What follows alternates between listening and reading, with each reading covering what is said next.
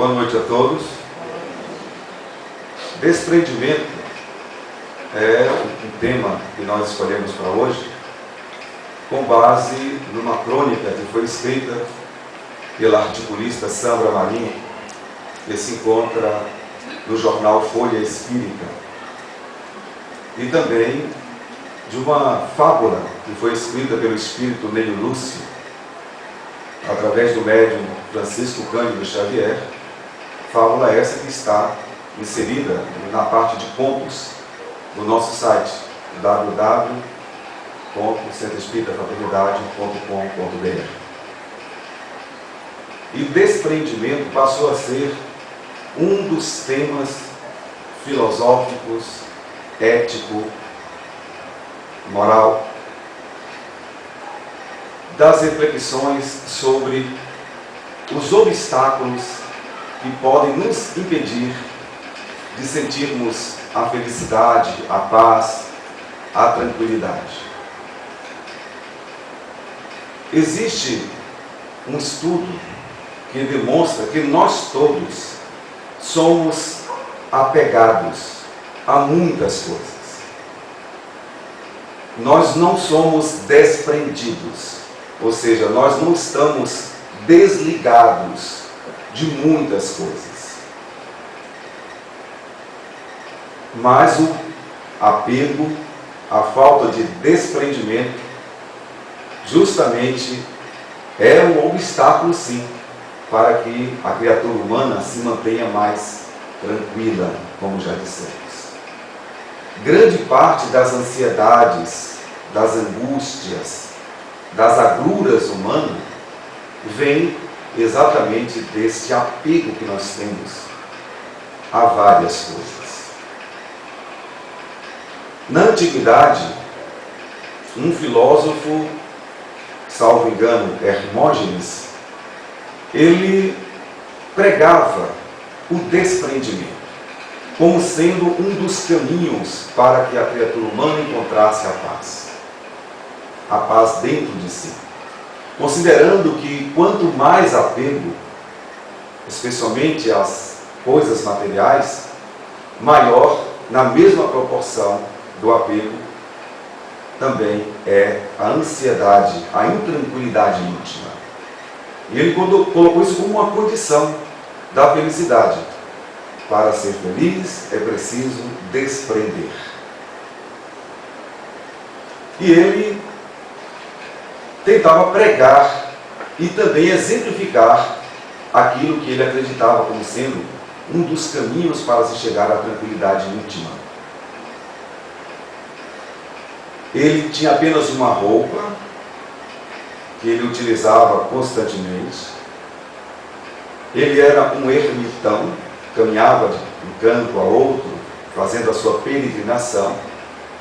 Quando tinha necessidade, tomava um banho e também ali lavava a sua roupa em rios, em contato direto com os recursos da natureza. Voltava a vestir a mesma roupa e assim ele seguia, dando o seu exemplo de desprendimento. E carregava também uma pequena cuia, que ele utilizava para beber água, e se alimentava de frutas silvestres, daquilo que ele poderia colher na natureza abundante daqueles tempos, de muitas florestas, de muitos bosques, onde a natureza farta estava ali disponibilizando alimentos sem maiores dificuldades. Até que um dia, ele ia se aproximando de um riacho para beber água com a sua cuia, e ele percebeu uma criança que também se aproximara para também beber água. E ele observou que a criança abaixou-se, fez uma concha com as mãos, encheu de água e assim matou a sua sede. Naquele momento ele se sentiu um homem apegado à matéria. Pegou a cuia e jogou longe. Porque na verdade nem daquela cuia ele precisaria, já que ele poderia usar as suas mãos como concha para beber água.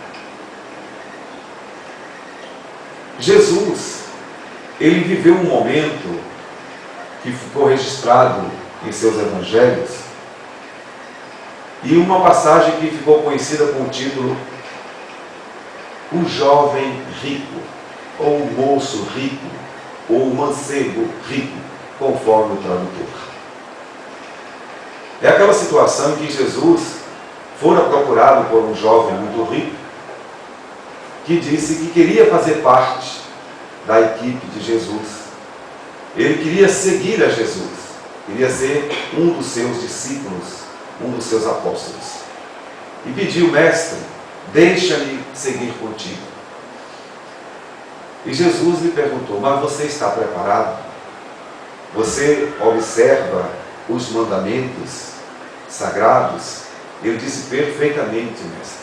Eu cumpro todos os mandamentos. Pois bem, então faça o seguinte, disse-lhe Jesus: venda todos os seus bens, distribua-os com os pobres e segue-me. E Jesus disse isso e seguiu, caminhando, na expectativa de que o jovem abandonasse tudo naquele exato momento e de fato o seguisse. Mas Jesus caminhou e o jovem não saiu do lugar. Ficou atrelado ao solo diante daquela proposta de Jesus: larga toda a sua riqueza e me siga. Nós todos, sem dúvida, estamos representados na dificuldade desse jovem. Outro dia nós estávamos observando nas ruas algumas pessoas que estão na expiação como pedintes, andarilhos, alguns com transtornos mentais, com dificuldades de socialização. E observamos especialmente um desses andarilhos que carregava um fardo enorme, caminhando à beira de uma estrada. Envergava diante do peso daquele fardo. E ao observar o que ele levava ali, dava para se ver que tudo ali não passava de quinquilharias, de coisas catadas no meio da rua. E ele fez um pacote enorme.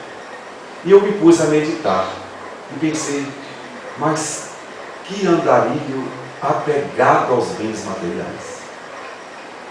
Ele só se sente bem carregando um fardo enorme para ter a sensação de que ele possui muitas coisas. Nós outros também temos essa mesma necessidade do andarilho.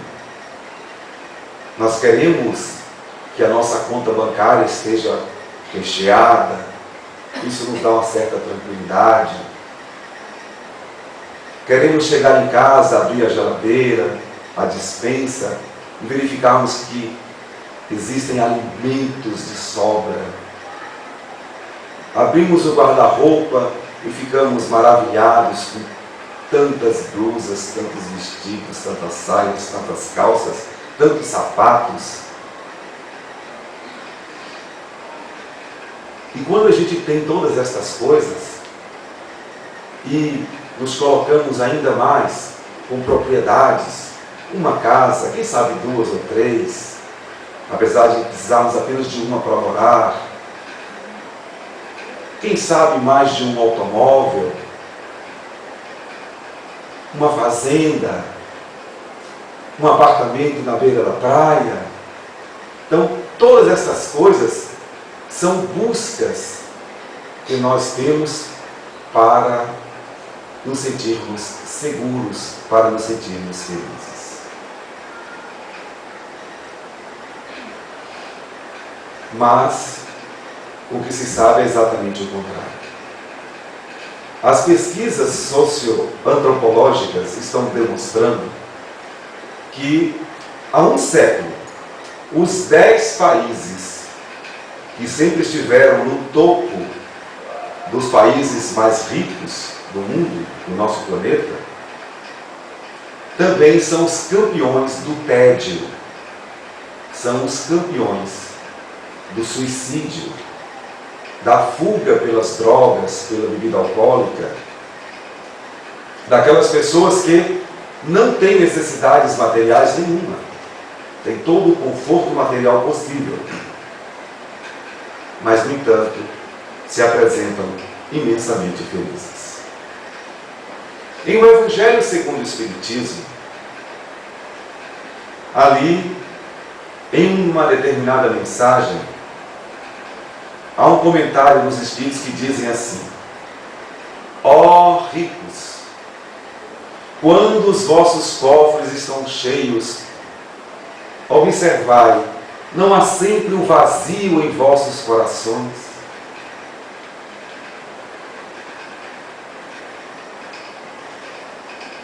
O tempo, Senhor de nossas vidas, que nos dá sabedoria, nos dá experiência, revela que as pessoas mais felizes do mundo não são as pessoas que retêm muitos bens materiais. Essas, ao contrário, apresentam transtornos variáveis e se mostram pessoas extremamente ansiosas e intranquilas, até mesmo antissociais. Agora há pouco, quando vimos para cá, conversávamos com uma jovem que estava preocupada com o vestibular, porque a sua preocupação era: tenho que passar no vestibular para ter uma profissão, para que eu possa ter dinheiro para me manter e comprar tudo o que eu desejo. Eu tentei tranquilizá-la dizendo: mas Jesus disse que nem só de pão viverá o homem, mas daquilo que é espiritual. E, na verdade, nas coisas simples é que nós vamos encontrar sentido para a vida. E ela dizia: mas eu estou indecisa, eu não sei o que fazer, que profissão devo seguir. Eu sei que se eu não tiver uma profissão, como eu vou sobreviver, como eu vou ter dinheiro? E eu insisti dizendo que, de repente, as pessoas mais felizes não são as pessoas que têm formação acadêmica e que ajuntam dinheiro por conta disso. As pessoas mais felizes, muitas vezes, nem sequer frequentaram uma escola, mas são pessoas que vivem dentro da simplicidade, que valoriza como riqueza a simplicidade.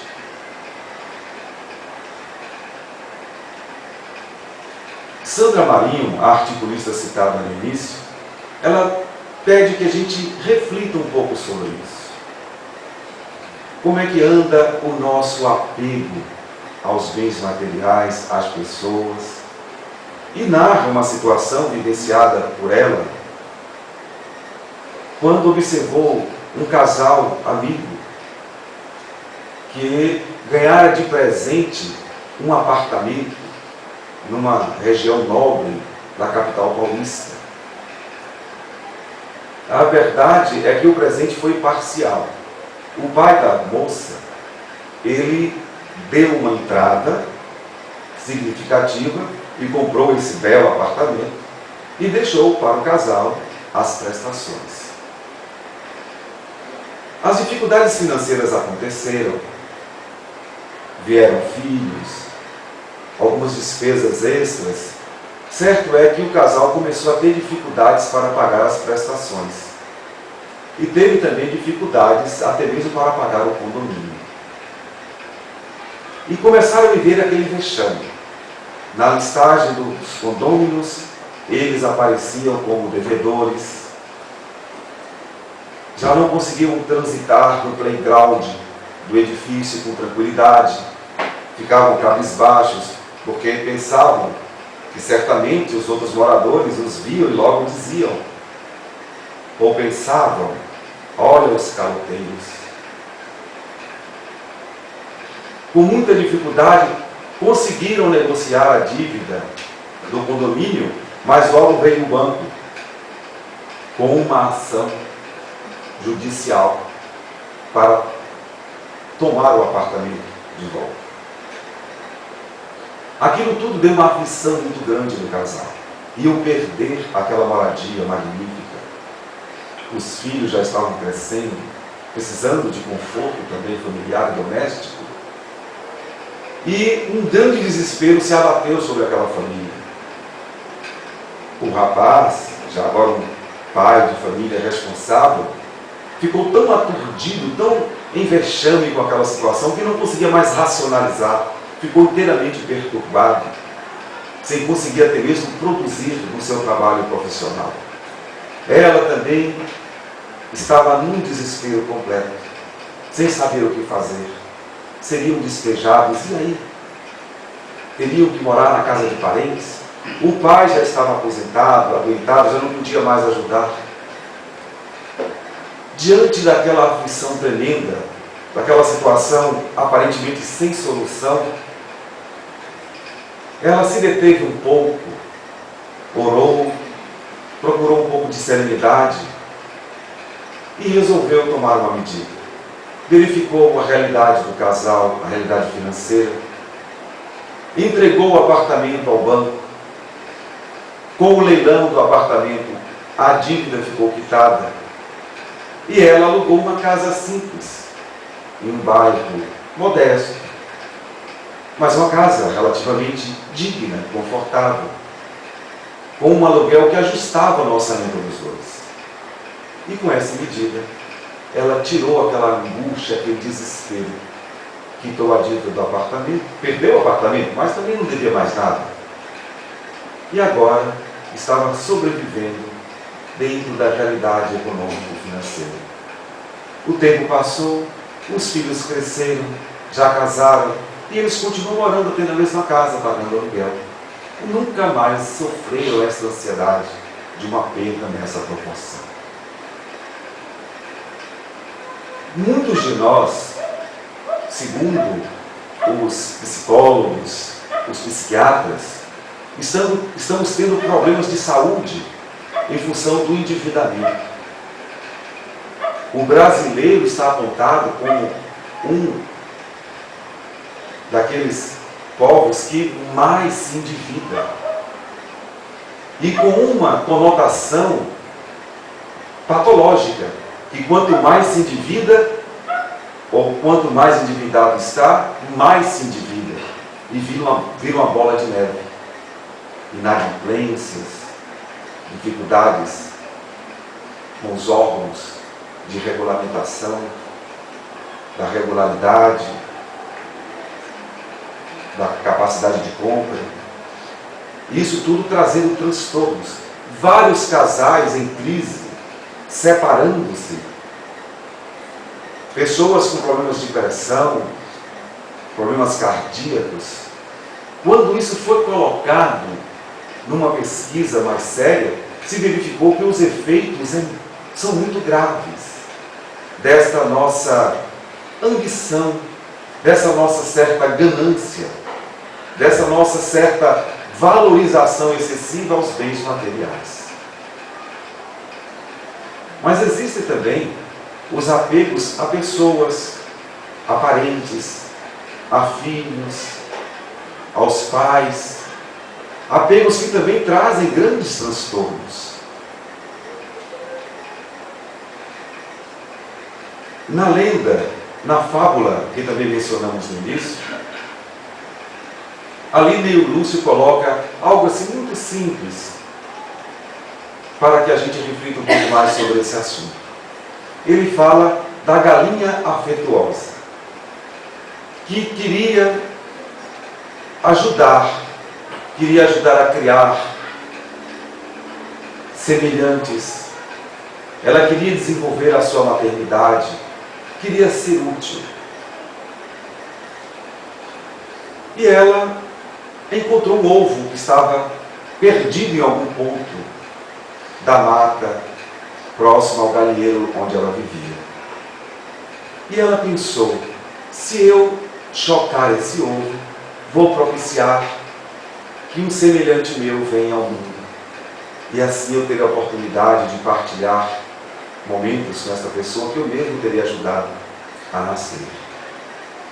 Seguiu o procedimento instintivo e aí nasceu um pequeno ser. Ela tomou conta zelosamente, mas ela percebeu que alguma coisa havia de diferente. Quando então, logo se viu afastando-se daquele ser que nascera sob os seus cuidados. O bichinho saiu, ganhou as águas, nadou e nunca mais voltou. Era um parto. Ela ficou tão triste. Ela queria ajudar a gerar alguém que pudesse ficar com ela para sempre. Mas o pato era diferente, ele tinha outras propostas e seguiu. Mas aí, passado algum tempo, ela encontrou um outro ovo.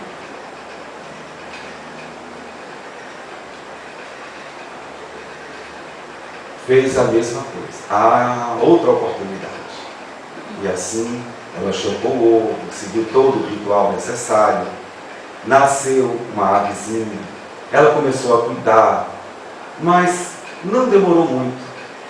Uma avezinha de cor negra saiu voando e nunca mais voltou. Era um corvo. E ela ficou tão triste. Ela estava amando tanto aquele serzinho. E de repente, ela notou que ele era tão diferente e tinha outras propostas. E iria seguir outros caminhos. E ela nunca mais o viu. Ficou triste. Mas eis que ela encontrou um outro ovo. E chocou, porque ela não desistia nunca. Era, sem dúvida, uma galinhazinha petosa brasileira. Até que finalmente ela seguiu novamente os procedimentos e nasceu um outro ser, uma outra ave. Mas essa ave começou a crescer muito depressa, ela não conseguiu nem aproveitar tanto aquela fase. Quando menos espera, ela já estava sendo até agredida pela ave, começou a picorá-la. Era um pavão que se sentia mal com a sua presença, que a agrediu e foi viver a sua vida. E aquela galinha afetuosa ficava tão triste, porque ela se dedicava, mas as pessoas eram diferentes, não seguiam, sumiam da sua vida e até a maltratavam. Até que uma galinha mais experiente procurou consolá-la, dizendo que a vida é assim mesmo. A gente tem que lidar com muitas pessoas, nós vamos nos apegar a elas, mas nós vamos acabar compreendendo que ninguém pertence a ninguém, que cada um é diferente um do outro e cada um tem um projeto de vida próprio. Então ninguém pode vincular a sua vida definitivamente a outra vida, porque tudo é passageiro. E Neio Lúcio conclui com essa fala dizendo que nós também somos assim. Não devemos nos apegar, devemos amar, mas sem apegar. Porque nós lidamos com todos os tipos de pessoas, os nossos pais, os nossos filhos, nossos parentes, nossos amigos. São pessoas diferentes de nós, que seguem uma trajetória evolutiva dada por Deus, que é intransferível e é individual. E nós devemos viver com essas pessoas amando-as.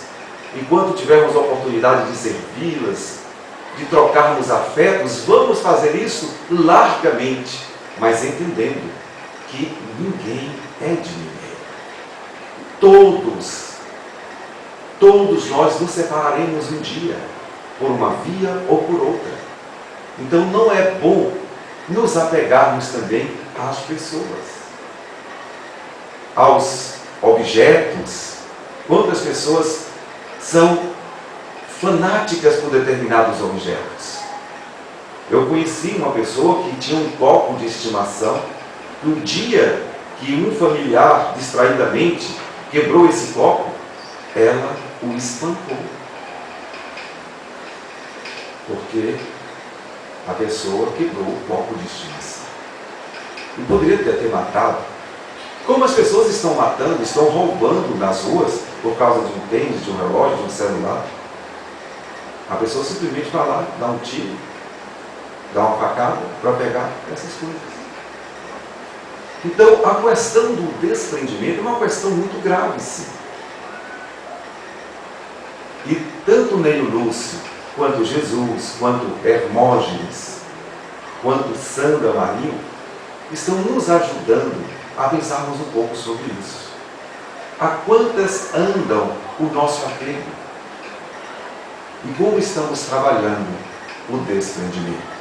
Porque sem dúvida, mais simples, com menos peso, com menos fardo, a vida fica muito mais leve, fica muito mais suave. Muito obrigado a todos pela respeitosa atenção.